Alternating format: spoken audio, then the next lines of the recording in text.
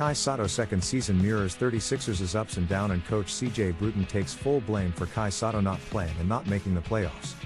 Entering NBL 23 armed with the knowledge and experience of 1 year in the league, Kai Sotto hoped to take a significant step and cement a major role on a 36ers squad that entered the season with championship expectations.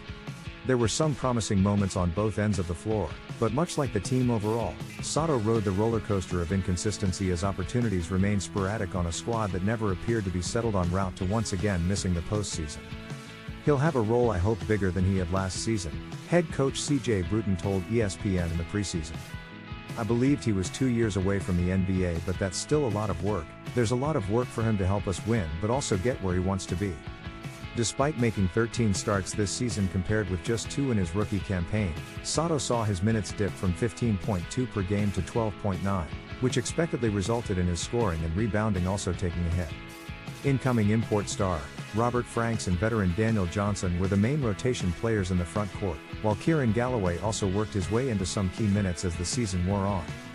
Sotto responded with maturity when asked about returning to the club for a second season despite the high-profile recruiting spree in the off-season, seemingly aware that it would be a battle to expand his role. It's tough for a head coach. Especially this year. You have a lot of talent, it's a good team, it's tough to try to feed everybody what they want. I know we have a relationship where he knows what's best for me. I just try to prove to him every day that I can help this team win.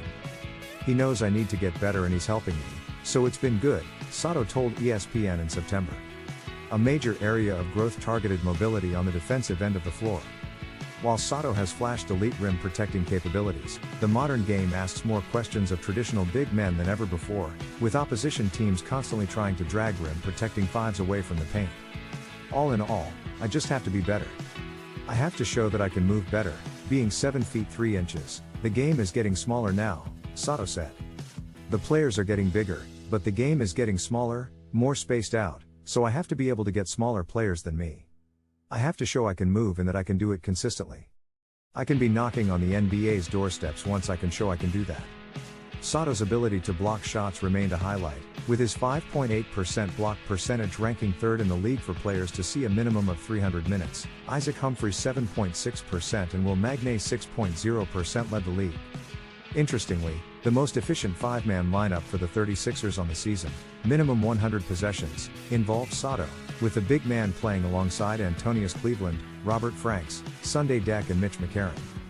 That five-man group saw just 137 possessions together across the season.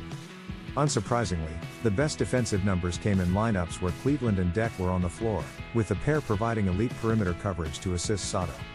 The trio played 227 possessions together on the season, registering a very respectable defensive rating of 108.0, with the 36ers outscoring the opposition by 8.3 points per 100 possessions in the admittedly small sample. It's worth speculating whether the 36ers could have leaned into more defensive-minded groupings for longer throughout the season. On the offensive end, Sotto was efficient with his limited touches.